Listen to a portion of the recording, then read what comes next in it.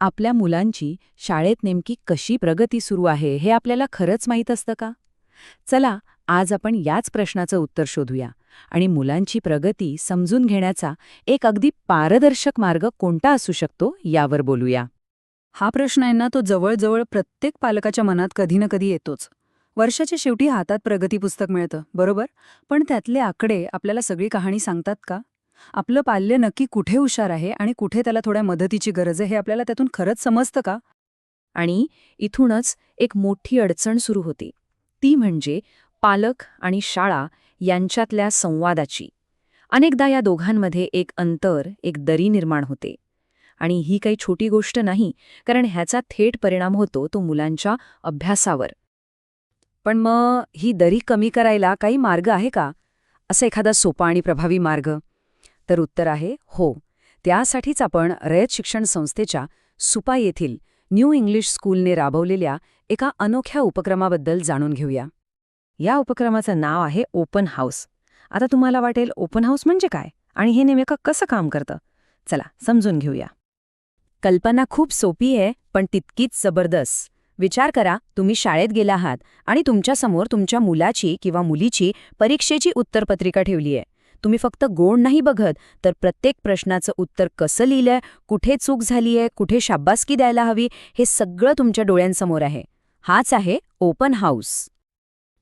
बरं, मग जेव्हा शाळा असं काहीतरी करते, इतकी पारदर्शकता दाखवते, तेव्हा नेमकं काय होतं? तुम्ही जो विचार करत आहात अगदी तसंच. याचे फायदे एकापेक्षा जास्त आहेत. आणि यामागची जी भूमिका आहे ना, ती खूप महत्वाची आहे. शाळेचे मुख्याध्यापक श्री मंगेश जाधव सांगतात की याचा खरा उद्देश पालक, शिक्षक आणि विद्यार्थी या तिघांना मिळून एक टीम बनवणं आहे. म्हणजे मुलांचं शिक्षण ही फक्त शाळेची नाही, तर सगळ्यांची मिळून एक सामूहिक जबाबदारी आहे. हे कसं होतं बघा, ही एक साखळी आहे. सगळ्यात आधी येतो तो संवाद, तोही अगदी पारदर्शक. या मोकळ्या संवादामुळे एकमेकांबद्दल विश्वास तयार होतो. आणि एकदा का विश्वास बसला की मग काय, पालक, शिक्षक आणि विद्यार्थीसुद्धा प्रत्येकजण आपापली जबाबदारी अधिक गांभीर्याने घेऊ लागतो. चला, आता जरा खोलात जाऊन बघूया की या उपक्रमाचा नेमका फायदा कोणाकोणाला आणि कसा होतो. म्हणजे बघा, ही अशी गोष्ट आहे जिथे सगळ्यांचाच फायदा आहे. पालकांना नेमकं कळतं की आपल्या मुलाला कुठे मदत हवी आहे. विद्यार्थ्यांनाही कळतं की आपल्या मेहनतीकडे लक्ष दिलं जातंय, त्यामुळे ते जास्त जबाबदार बनतात.